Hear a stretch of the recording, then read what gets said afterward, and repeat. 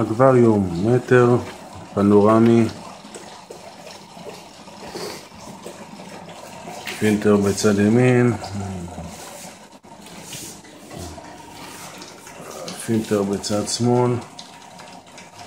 שתי הפילטרים מוצאים גם חמצן, כמובן יש לנו אבן של חמצן למטה. זה החמצן, מאכיל אותם באוכל סרע של דגים. יש לנו 6 קורליוסים צהובים,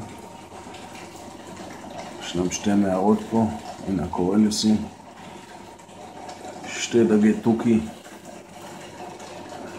אורך 19 סנטימטר, 20 סנטימטר,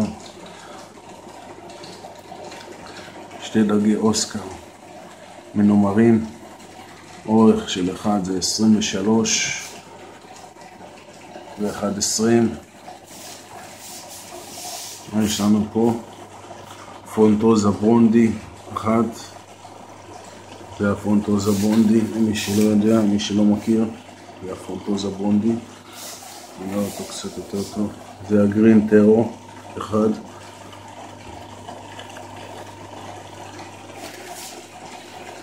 הנה הגרין טרו, יש לו כל מיני פסים על הפנים, כחולים, ירוקים, אגב, הסנפירים כתום.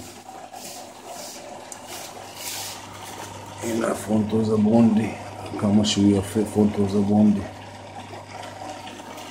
אז אמרנו 1 פונטוזה ברונדי, 1 גרין טרו, 2 אוסקרים מנומרים, 2 דגי טוקי ו6 קורליוסים, 2 פילטרים, מחמם מים,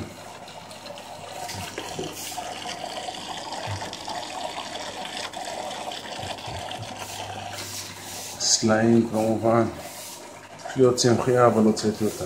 זהו סך הכל, זה האקווריום.